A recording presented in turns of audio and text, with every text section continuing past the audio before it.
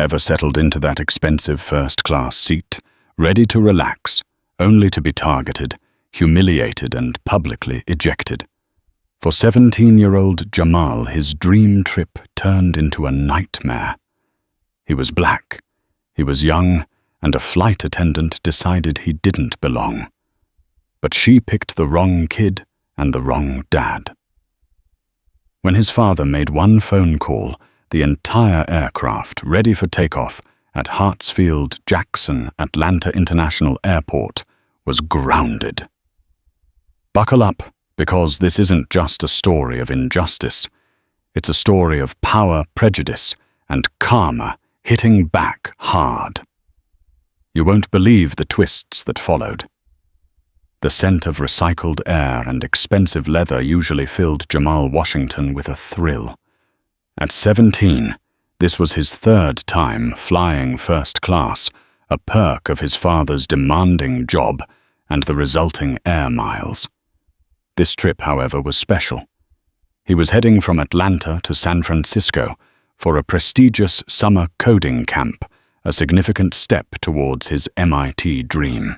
His dad, David Washington, a man whose quiet demeanor often masked a will of iron, had seen him off at the gate. A rare smile of pride crinkling the corners of his eyes. Jamal found his seat 1A, a window seat just as he liked. He stowed his carry-on, a sleek backpack containing his laptop and a collection of graphic novels, in the overhead bin. He was dressed neatly. Dark jeans, a fresh Kendrick Lamar concert tee under a stylish but understated bomber jacket, and clean sneakers. He looked like any other teenager, perhaps a bit more put together than some, but blending in was usually his style. He settled into the plush seat, the cabin around him sparsely populated for now. A few businessmen were already engrossed in their laptops. A woman with a Hermes scarf was delicately sipping water, and an older couple were quietly chatting. Jamal pulled out his noise-cancelling headphones and his latest sci-fi novel, Project Hail Mary, ready to lose himself in another world before his own adventure began. That's when he first encountered Brenda. Flight attendant Brenda Hoskins was in her late 40s, with a tightly pulled blonde bun that seemed to accentuate the perpetual frown lines etched between her brows. She'd been flying for over 20 years, and in her mind, she'd seen it all and knew it all. As she moved through the first-class cabin, her eyes like heat-seeking missiles locked onto Jamal. He was young. He was black. He was in 1A. Her internal calculus honed by years of what she considered experience, but what was in reality a tapestry of ingrained biases immediately flagged him as an anomaly. "Can I help you, young man?" Her voice wasn't overtly hostile, not yet, but it was laden with a saccharine condescension that prickled Jamal's skin. Jamal looked up, offering a polite smile. "No, thank you, I'm all settled." Brenda's eyes flicked down to his book, then back to his face. "This is a first-class cabin, you know." Jamal's smile tightened. "Yes, ma'am. Seat 1A. He gestured vaguely towards his boarding pass, which he'd tucked into the seat pocket. "I'll need to see your boarding pass," she stated, her tone hardening, losing the sugary veneer. Other passengers were starting to notice the interaction. The businessman across the aisle paused his typing. Jamal felt a familiar warmth creep up his neck. He'd faced this before. The subtle questioning, the implication that he didn't belong in spaces where his presence challenged someone's preconceived notions. He reached into the seat pocket and handed her the pass. Brenda scrutinized it, turning it over as if expecting the ink to smudge and reveal a forgery. "This says Washington," she said, her eyes narrowing. "Yes, that's me. Jamal Washington." "And you're in what?" "Yes," Jamal repeated, his patience wearing thin. He just wanted to read his book. Brenda handed the pass back. Her lips pursed. "Well, make sure your belongings are properly stowed. We don't want anything falling out during takeoff." She gave his backpack in the overhead bin a pointed look, even though it was perfectly secure. Jamal nodded, saying nothing, and tried to return to his book. But the encounter had left a bitter taste. He could feel Brenda's eyes on him as she continued her cabin checks, a lingering scrutiny that made him deeply uncomfortable. The boarding process continued. More passengers filed in, filling the remaining first-class seats and the economy cabin beyond. The captain made his welcome announcement, and the cabin crew began their safety demonstration. Jamal tried to focus to shake off the unease, but Brenda seemed to make it a point to find fault. She adjusted his already buckled seatbelt, reminded him to keep his tray table stowed, even though he hadn't touched it, and offered him a child's activity pack with a smirk, which he politely declined. Each interaction was a small paper cut designed to undermine and belittle. The final straw came as the plane was about to push back from the gate. Brenda approached him again this time with a gate agent, a harried-looking man named Mark, in tow. "Sir," Brenda began, her voice now carrying a note of feigned concern, mixed with triumph. "I'm afraid there seems to be a discrepancy with your seat. Mr. Henderson here from Gate Operations needs to verify a few things." Jamal was bewildered. "A discrepancy? I just showed you my boarding pass. It's correct."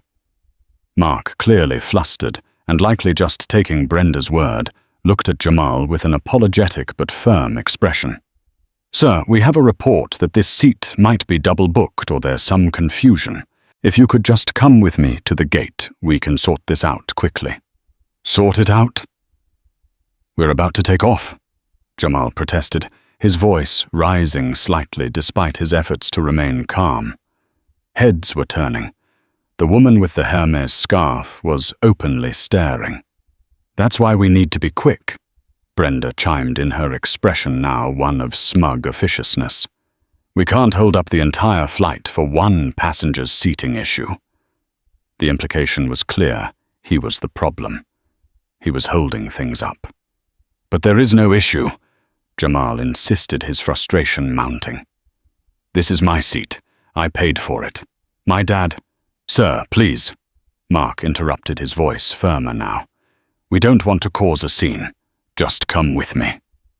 "'Cause a scene? You're the ones causing a scene," Jamal exclaimed, finally losing his cool. He felt trapped, humiliated. He knew deep down this wasn't about a double booking. This was about Brenda not wanting him there.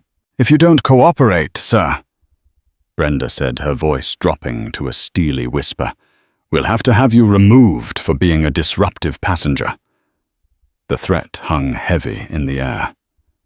Jamal looked around. No one met his eye. He felt utterly alone. His dream trip, his coding camp, all of it, felt like it was slipping away, tainted by this ugly, unwarranted confrontation. "Fine," he said, his voice tight with anger and shame. He unbuckled his seatbelt, his hands trembling slightly. He wouldn't give her the satisfaction of seeing him break down, but the injustice burned. As he stood up to follow Mark, Brenda allowed herself a small, almost imperceptible smirk. He was being kicked out of first class, in front of everyone.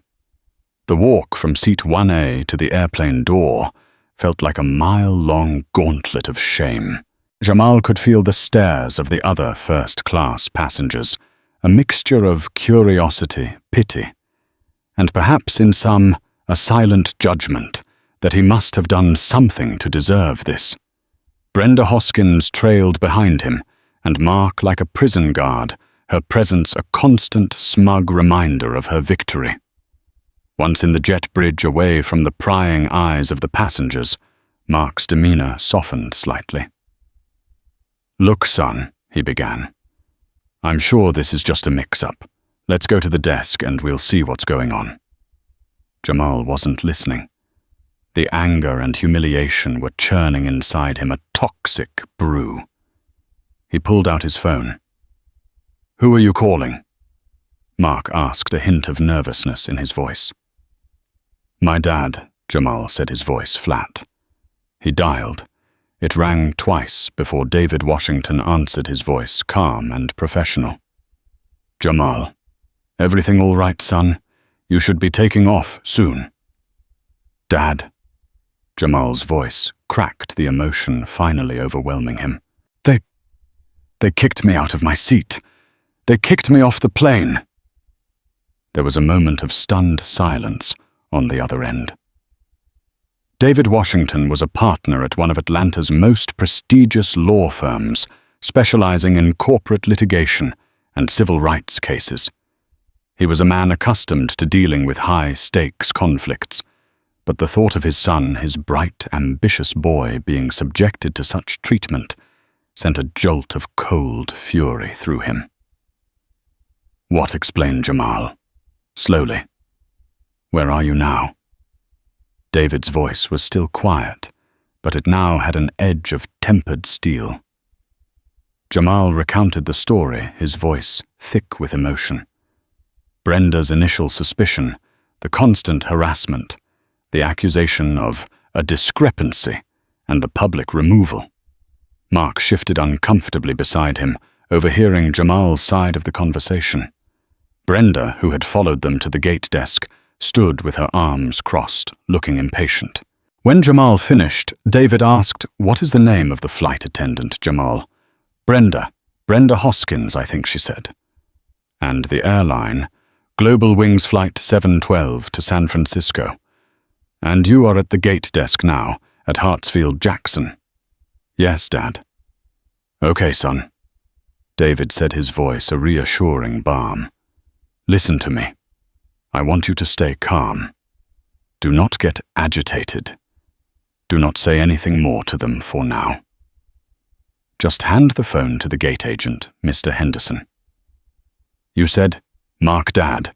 His name is Mark Henderson," Jamal corrected, though he'd initially misremembered Henderson as the one escorting him. The gate agent who came to the plane was Mark, but Jamal had been so flustered he likely mixed up names when first mentioning him. He passed the phone to Mark. "My dad wants to speak to you." Mark took the phone hesitantly. "Hello, this is Mark Henderson, gate supervisor for Global Wings."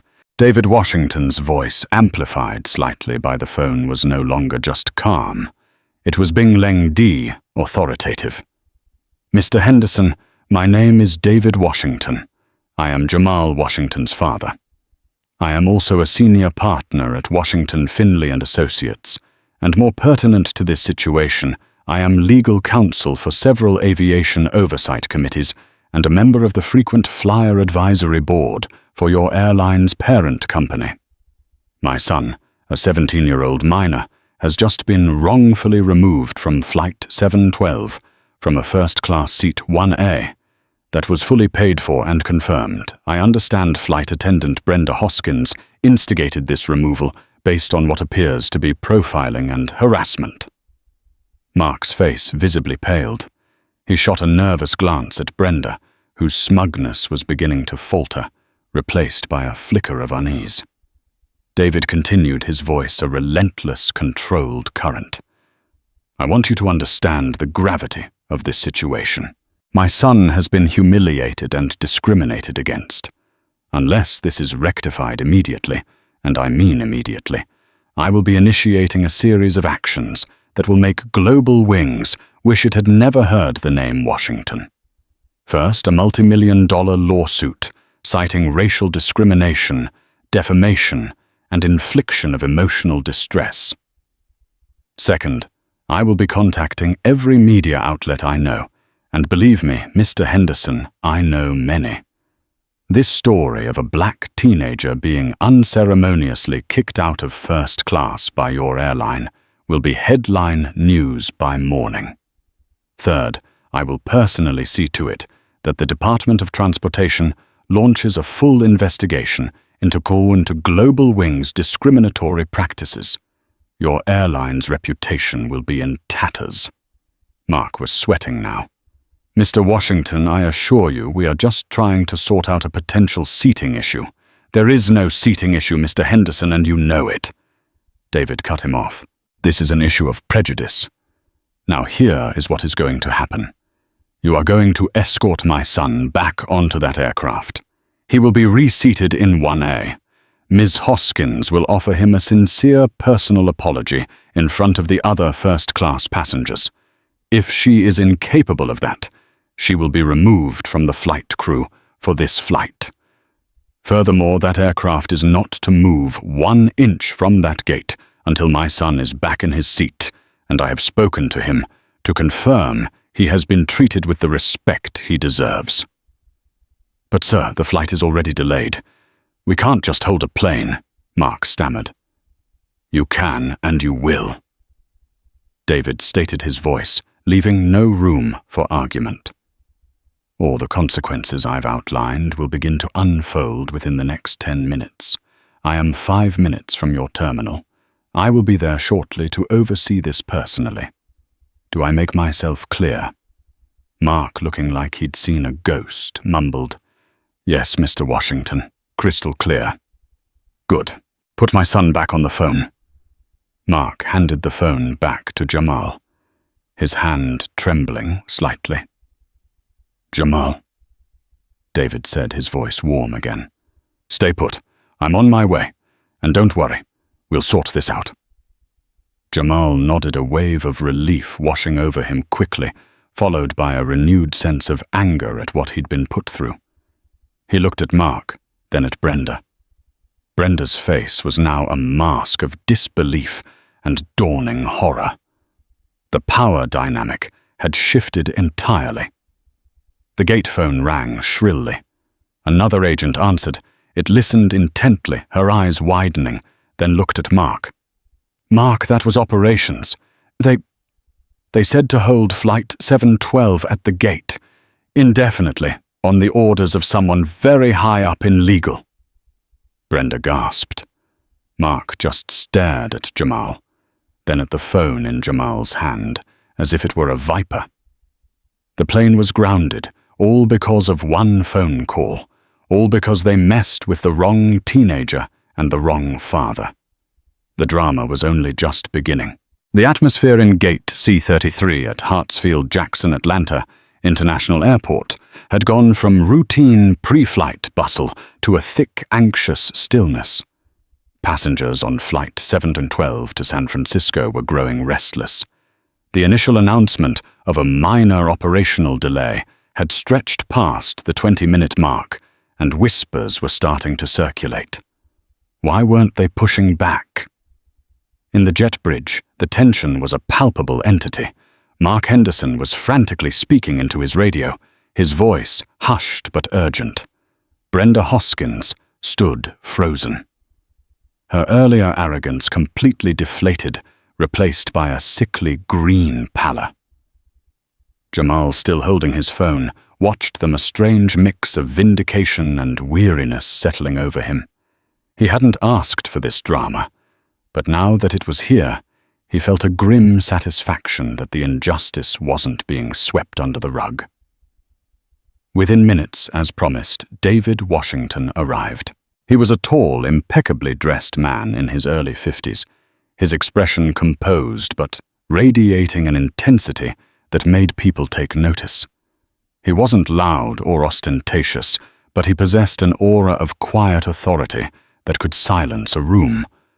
He embraced Jamal briefly, a hand on his shoulder, conveying silent support. "Mr. Henderson." David addressed Mark, his voice calm but firm. Mark practically jumped. "Mr. Washington." "Yes, sir." We've held the plane."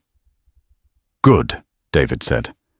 "Now let's discuss Flight Attendant Hoskins."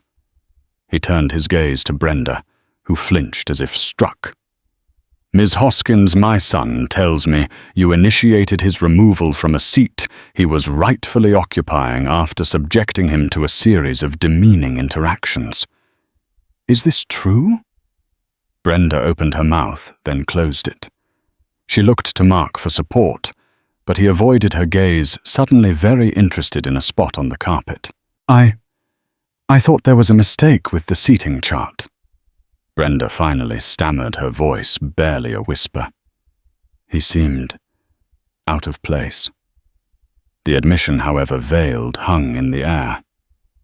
Out of place, David repeated, his eyebrows arching. And what precisely made a young black man in a first-class seat seem out of place to you? Ms. Hoskins, was it his age, his race, his attire, or was it simply your own internal biases making that determination for you? Brenda paled further, unable to respond. David didn't wait for an answer. My son will be returning to his seat. You will apologize to him, and then I will decide if your presence on this flight is acceptable. Just then, another figure hurried down the jet bridge. A woman in a Global Wings uniform, clearly a more senior manager. This was Carol Baxter, the airline station manager for Hartsfield-Jackson. Her face was creased with worry. Mr. Washington, she addressed David directly, extending a hand. I'm Carol Baxter, station manager. I came as soon as I heard. I am so incredibly sorry for what your son has experienced. This is not how Global Wings operates. There's been a terrible misunderstanding. David shook her hand briefly.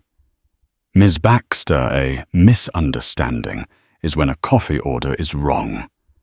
This is profiling and discrimination.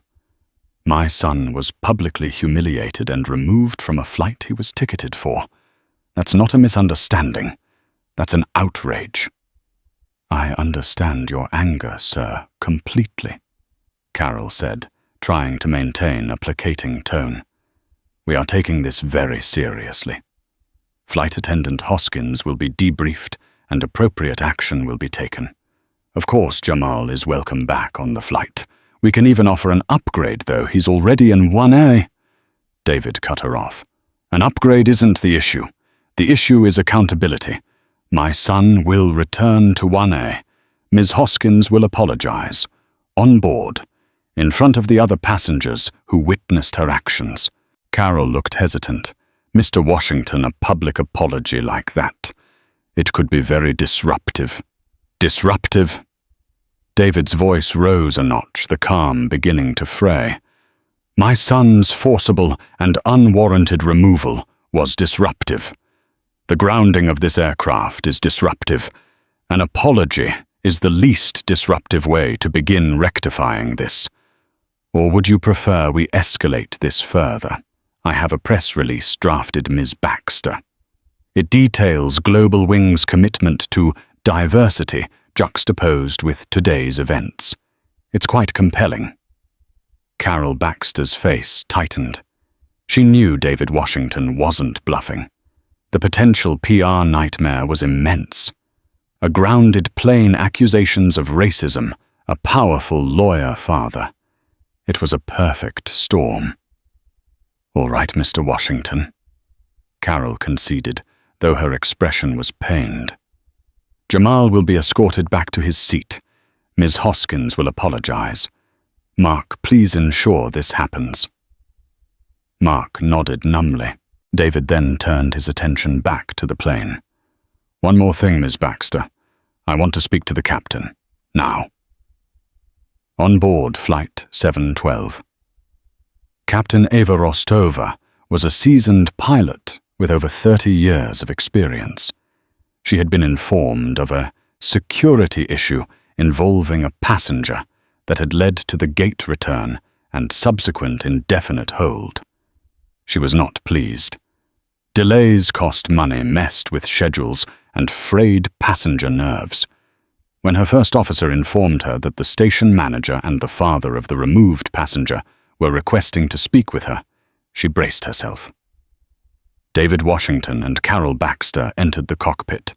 Jamal remained in the jet bridge, wanting to be as far from Brenda as possible until necessary. Captain Rostova, David began. My son was removed from your aircraft by one of your flight attendants under false pretenses. It appears to be a clear case of racial bias. Captain Rostova listened intently as David succinctly explained the situation. Unlike Brenda, the captain was a pragmatic and fair-minded individual. She'd encountered biased crew members before and had little tolerance for it. "Mr. Washington," Captain Rostova said, her voice crisp and professional. "I am the commander of this aircraft, and I am responsible for everyone on board. If what you say is accurate and one of my crew has behaved in such a manner, it is unacceptable. I will not tolerate discrimination on my flight. Period." She looked at Carol Baxter.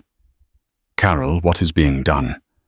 "Flight attendant Hoskins will be apologizing to Mr. Washington's son, and he will be reseated," Carol said. "Apologizing is a start," Captain Rostova said, her eyes narrowing. "But her judgment is now seriously in question. I'm not sure I'm comfortable having her work this flight if she's capable of this kind of behavior. It compromises the safety and well-being of passengers." This was a new development. Brenda, overhearing this from the galley where she'd retreated, felt a fresh wave of panic. Losing her job over this David Washington, nodded approvingly at the captain. "Your concern is noted and appreciated, Captain." Carol Baxter looked increasingly stressed. Removing a flight attendant last minute was a logistical nightmare. It could mean further delays, even cancellation, if a replacement couldn't be found quickly. "Perhaps," David interjected smoothly, "we see how sincere Ms. Hoskins' apology is. And then, Captain, you can make your final determination. My priority is my son's well-being and dignity." Captain Rostova considered this. "Fair enough. Let's get your son back on board and address Ms. Hoskins." The decision was made. Jamal, escorted by his father and a still-shaken Mark Henderson, walked back onto Flight 712. The eyes of every first-class passenger were on them. The silence was thick with unspoken questions and anticipation. Jamal walked back to 1A, his head held high this time, though his heart was pounding. As Jamal approached seat 1A, he saw that his backpack was still in the overhead bin, and his book lay on the seat exactly as he'd left them. It was a small thing, but it felt like a silent testament to his rightful place. He sat down, his father standing beside him, a protective and imposing presence. Carol Baxter and Captain Rostova stood near the front of the cabin, their expressions serious. All eyes were now on Brenda Hoskins, who was reluctantly being nudged forward by Mark Henderson from the galley. She looked like she was walking to her own execution. Her face was pale, her eyes darted nervously around the cabin, avoiding contact with anyone, especially Jamal and his father. "Ms. Hoskins," Captain Rostova's voice cut through the silence, sharp and commanding. "You have something to say to Mr. Jamal Washington." Brenda shuffled her feet. She swallowed hard. The other passengers leaned in unashamedly, eavesdropping. This was better than any in-flight movie. "Mr. Washington." Brenda began, her voice thin and reedy, a stark contrast to her earlier arrogance. I apologize for the misunderstanding about the seat." Jamal stared at her, his expression unreadable. David Washington's arms were crossed, his gaze unwavering and unimpressed. "Is that it, Ms. Hoskins?" David asked, his voice dangerously soft. "A misunderstanding. You humiliated my son. You had him forcibly removed from this aircraft. You implied he was a liar and a troublemaker. And all you can offer is an apology for a misunderstanding." Brenda flinched. I made a mistake," she mumbled, her eyes downcast. "I'm sorry for the distress it caused." It was a weak apology, delivered without eye contact, and reeking of someone forced into it, rather than someone genuinely contrite. Captain Rostova stepped forward. Ms. Hoskins, look at Mr. Washington when you apologize to him." Brenda reluctantly lifted her gaze to meet Jamal's. For the first time, Jamal saw not just malice or arrogance in her eyes, but fear, deep personal fear.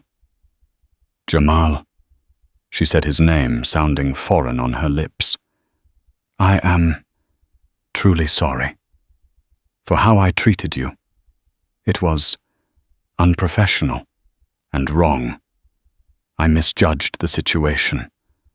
I apologize." It was better, but still lacked the ring of true remorse. David Washington, however, seemed to sense that pushing for more from Brenda herself at this moment might be counterproductive. The real accountability would come later. "Thank you," Jamal said quietly, simply wanting the ordeal to be over. "Captain Rostova," David said, turning to the pilot, "my son has his apology such as it is. I trust Global Wings will conduct a thorough internal review of Ms. Hoskins' conduct and the systemic issues that allowed this to happen." "You have my word, Mr. Washington," Captain Rostova affirmed. "This will be investigated fully." She then addressed Brenda directly. "Ms. Hoskins, given the profound lack of judgment you've displayed, I am not comfortable with you continuing as part of the crew for this flight. Your actions have compromised the trust necessary between crew and passengers. You will disembark with Ms. Baxter. We will arrange for a replacement." Brenda gasped audibly. This was it, the immediate consequence. Her career, her reputation, crumbling before her eyes in front of a cabin full of witnesses. Tears welled in her eyes, a mixture of self-pity and terror. She looked pleadingly at Carol Baxter, but the station manager just gave a curt, almost imperceptible shake of her head. The decision was made. As a stunned Brenda was escorted off the plane by Carol Baxter, a ripple of murmurs went through the first-class cabin. The businessman who had paused his typing earlier caught Jamal's eye and gave a small, approving nod. The woman with the Hermes scarf, however, sniffed dismissively, as if the entire delay was an imposition on her valuable time, regardless of the cause. With Brenda gone, a palpable sense of relief settled over Jamal. His father squeezed his shoulder. "You okay, son?" Jamal nodded. "Yeah, Dad. Thanks." "Always," David said quietly. The delay, however, was not quite over. Finding a replacement flight attendant at short notice for a transcontinental flight was no easy task. As airline staff scrambled, David Washington received a call on his cell phone. He listened intently, his expression growing increasingly grim. "Thank you for the information," he said into the phone. "That's very illuminating. Please forward me the documentation." He hung up, a thoughtful, almost predatory look in his eyes. "What is it, Dad?" Jamal asked. David looked at his son, then around the cabin. "It seems, son, that our Miss Hoskins has a history. That was a contact I have within the Flight Attendants Union. Someone who heard about the grounding, and Brenda's name reached out. This isn't the first time she's been accused of discriminatory behavior or abusing her authority with passengers, particularly passengers of color." A new twist. This wasn't an isolated incident of a bad day or a single misjudgment. This was a pattern. "Apparently," David continued, his voice low, "there have been at least 3 prior formal complaints filed against her for similar behavior. 2 were dismissed by Global Wings management as unsubstantiated after cursory investigations. The 3rd resulted in a written warning and mandatory sensitivity training, which clearly had little effect." Jamal felt a chill. So the airline knew.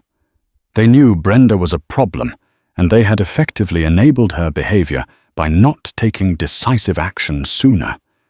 This wasn't just about one rogue flight attendant anymore. This was about systemic failure. "This changes things, Dad, doesn't it?" Jamal asked. David's lips curved into a grim smile. "Oh, absolutely, son. This changes everything. This isn't just about an apology anymore. This is about exposing a pattern and practice and ensuring Global Wings takes genuine, verifiable steps to prevent this from ever happening again. The karma Ms. Hoskins is facing is just the beginning. The airline itself now has a much bigger problem." The delay for Flight 712 was no longer just about finding a replacement crew member.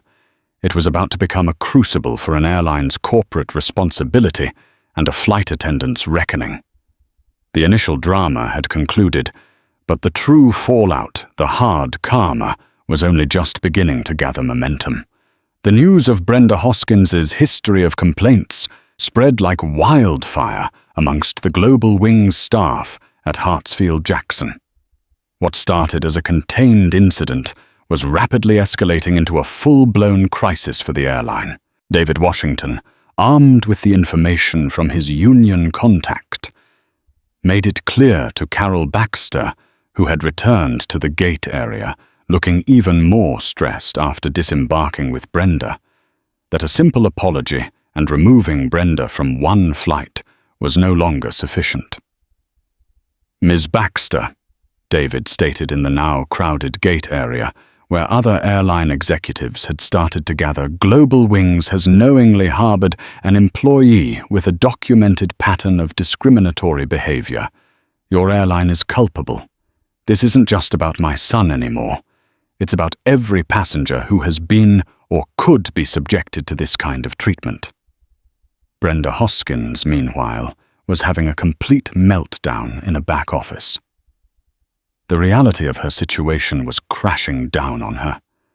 Being pulled from a flight was bad enough, but with her history now being brought to light by someone as formidable as David Washington, her entire career was on the line. The tears were no longer just of self-pity, but of genuine terror.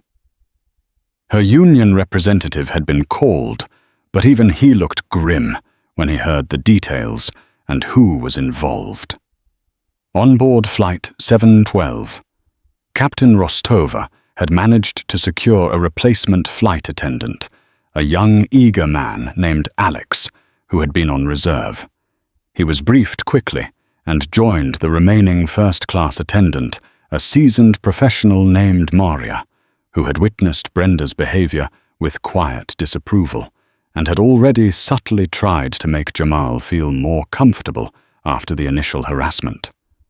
The flight was now delayed by over 2 hours. Passengers in economy were getting irate, their complaints growing louder.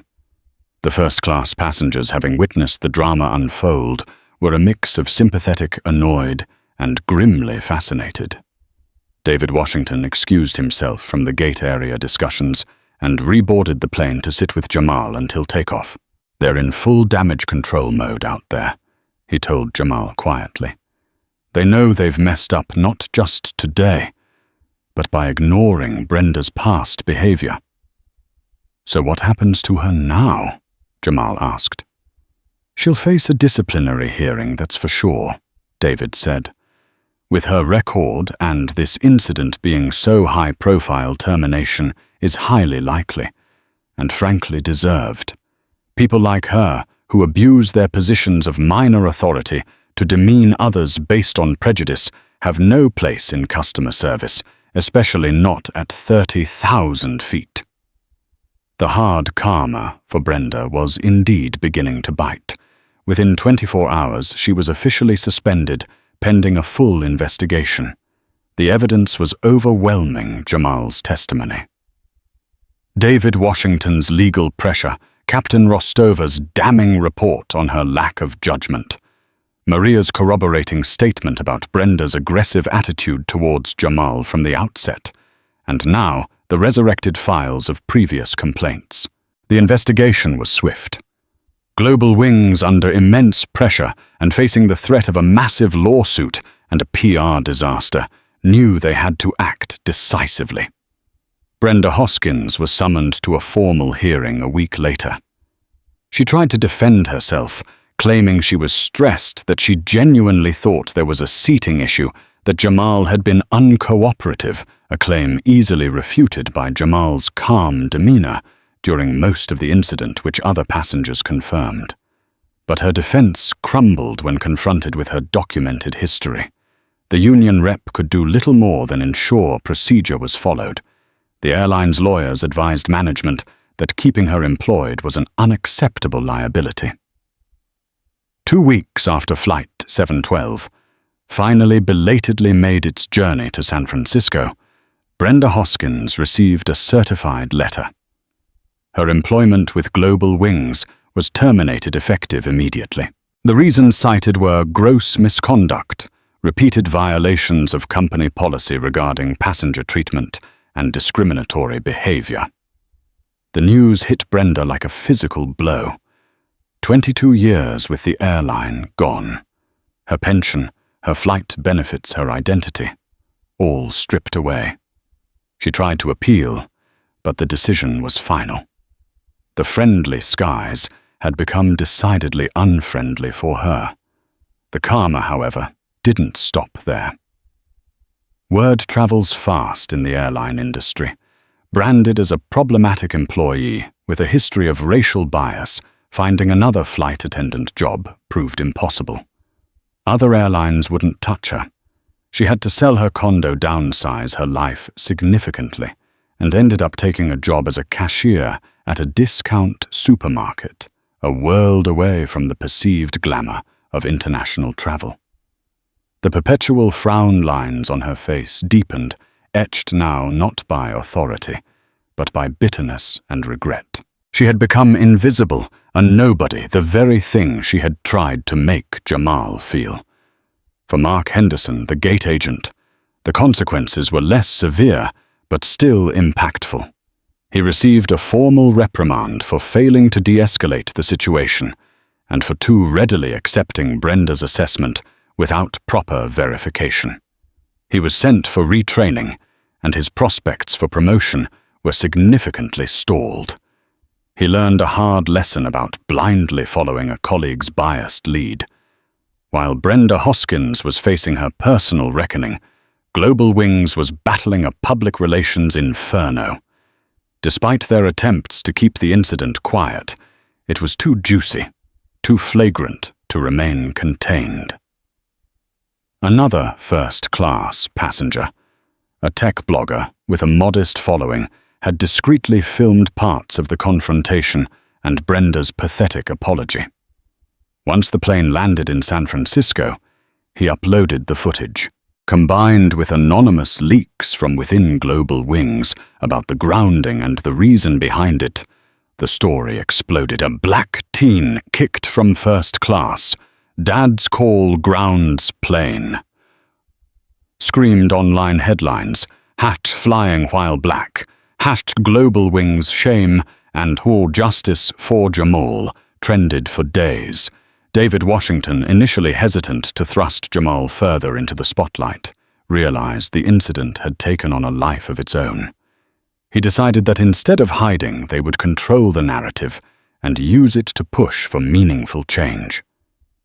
He gave a single, powerful interview to a national news outlet, calmly and eloquently, detailing what happened, emphasizing the pattern of behavior by Brenda and the airline's initial failure to address it.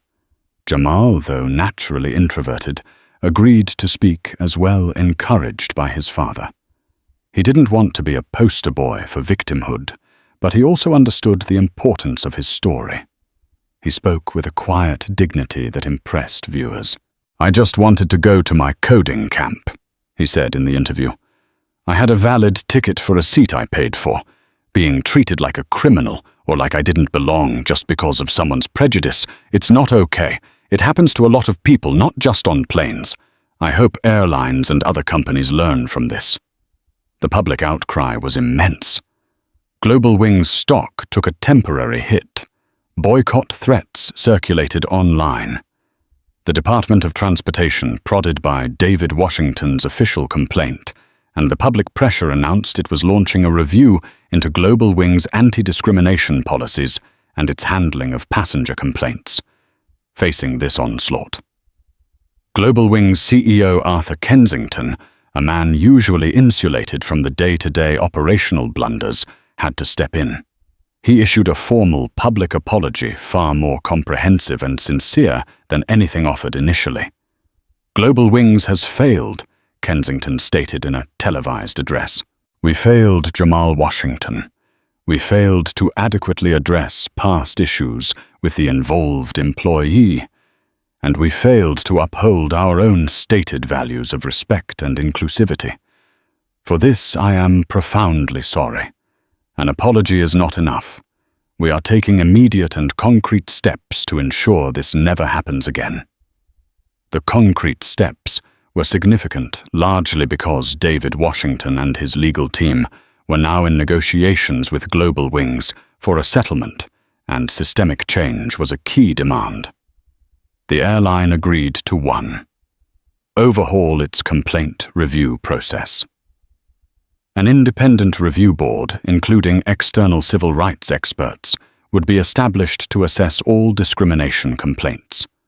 No longer would they be easily dismissed internally. 2. Enhanced mandatory training. All 40,000 Global Wings employees, from baggage handlers to pilots to executives, would undergo a new rigorous anti-bias and de-escalation training program developed in consultation with diversity specialists. This wasn't just a one-off checkbox exercise.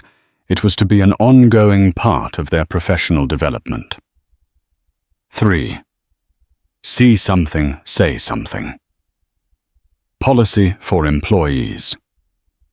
A new internal whistleblower policy was implemented, encouraging employees like Maria, the other first-class flight attendant, to report biased behavior from colleagues without fear of retribution.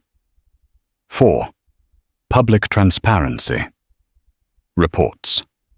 Global Wings committed to publishing annual anonymized data on passenger complaints related to discrimination and the actions taken. 5. A substantial undisclosed settlement. A significant monetary sum was paid to Jamal Washington, most of which David announced would be placed in a trust for Jamal's education and a portion donated to civil rights organizations working against racial discrimination. Captain Eva Rostova, who had acted decisively and fairly, was quietly commended by many within and outside the airline. She became an internal advocate for the new training programs, sharing her experience as a case study in why such protocols were vital. The coding camp Jamal was heading to. He made it a few days late, but more determined than ever. The incident had shaken him, but it hadn't broken him. In fact, it had ignited something within him. He excelled at the camp, but he also found himself thinking about more than just code. He started to see how technology itself could be used to address social issues, including bias. Months bled into a year, then 2.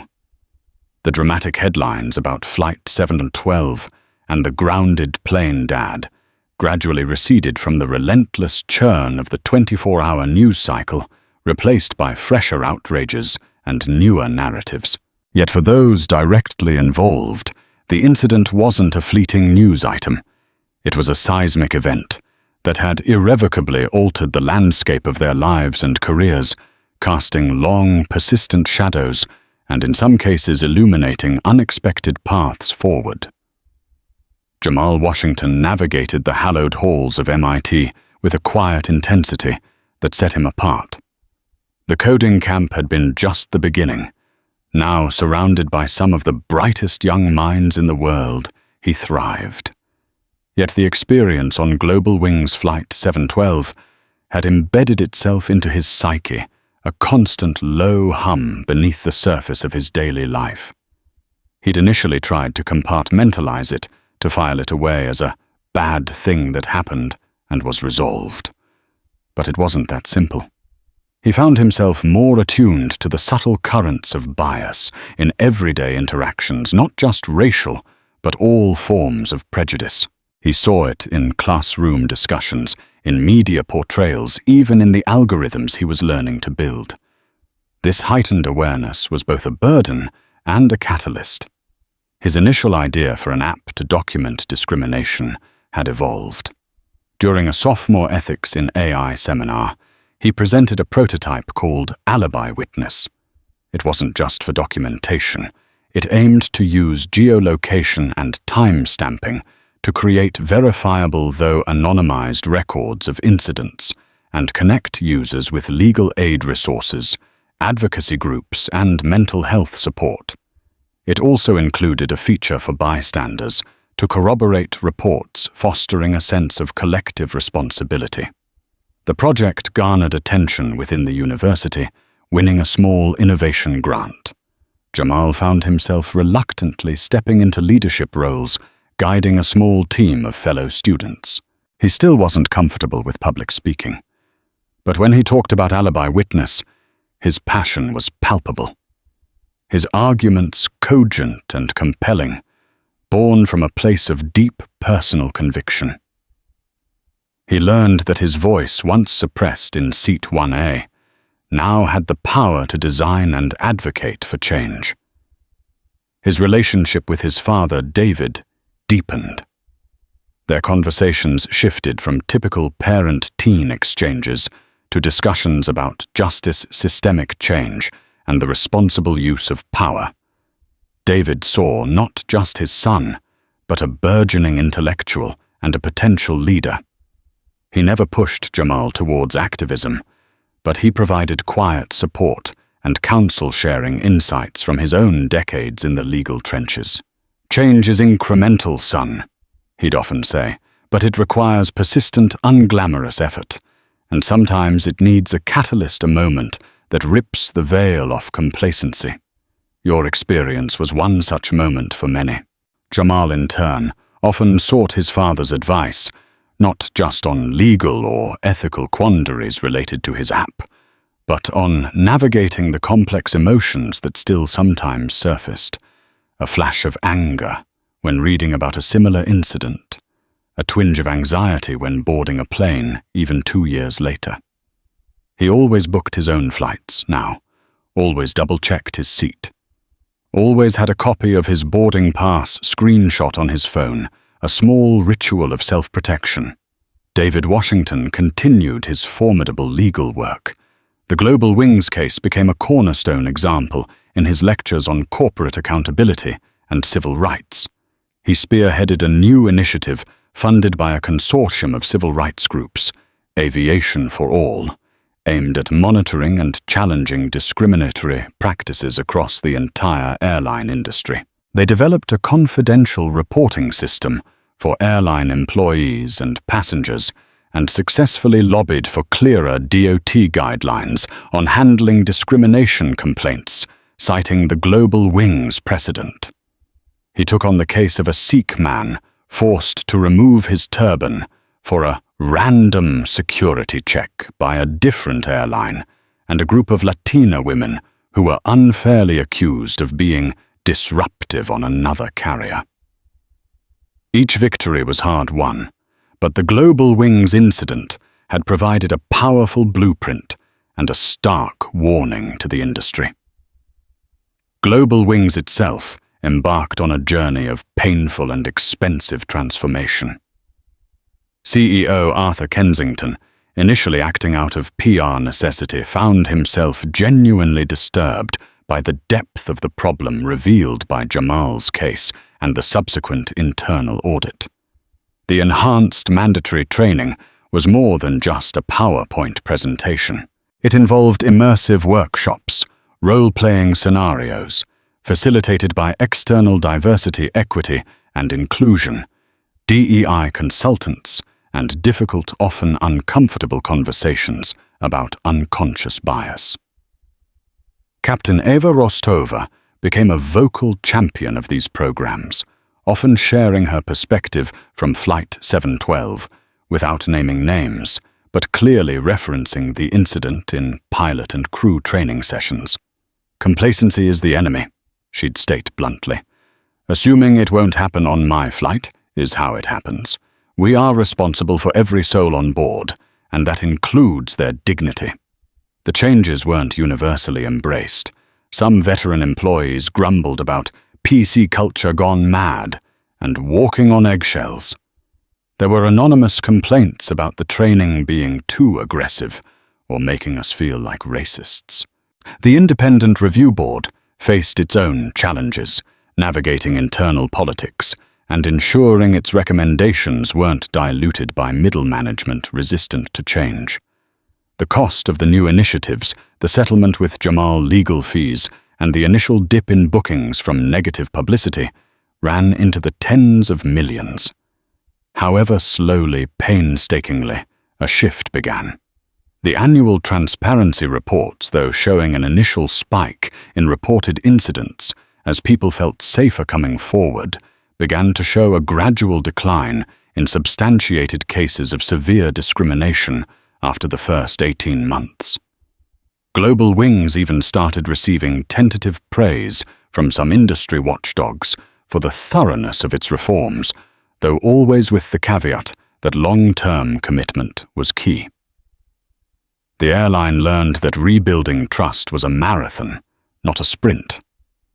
Mark Henderson, the gate agent, completed his retraining a changed man. He became known for his meticulousness and his calm, fair handling of passenger issues, often volunteering to mentor new agents on de-escalation and bias awareness. And what of Brenda Hoskins? Her downfall was as complete as it was self-inflicted.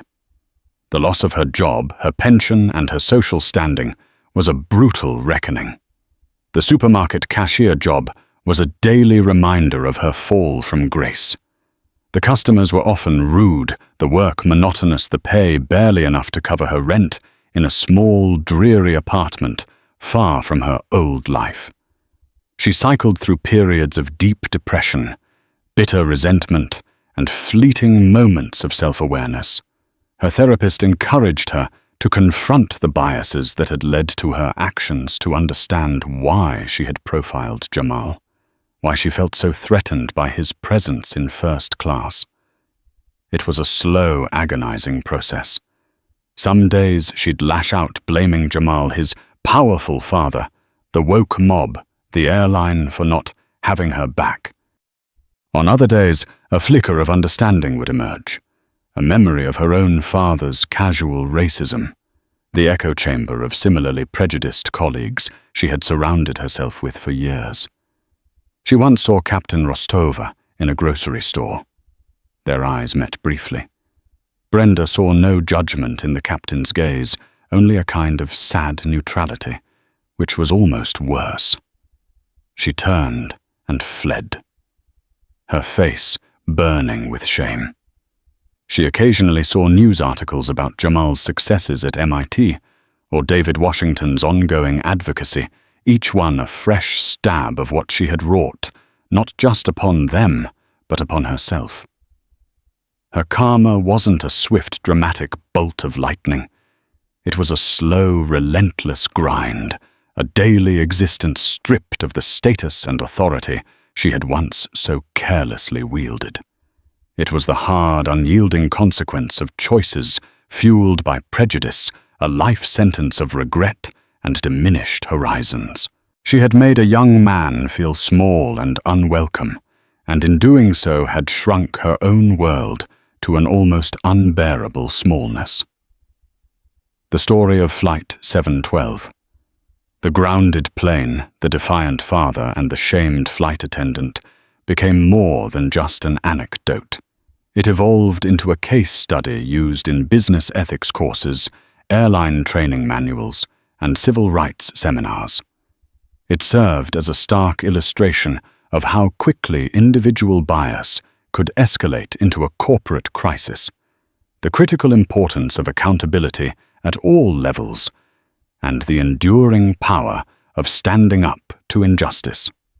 The echoes of that day at Hartsfield-Jackson continued to reverberate a reminder that progress often comes at a cost born from moments of confrontation that lay bare uncomfortable truths, forcing individuals and institutions alike onto the slow, arduous path toward genuine change.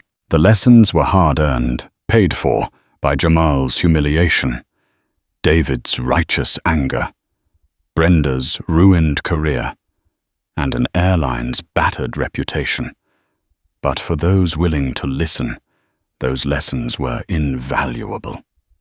And that, folks, is how one teenager's humiliation turned into a nationwide wake-up call for a major airline. Jamal's story is a powerful reminder that prejudice has no place in our skies or anywhere else. Brenda Hoskins faced the hard karma she deserved, losing her career and reputation while Global Wings was forced into making massive changes. But the fight for equality is ongoing. What did you think of Jamal's ordeal and the airline's response?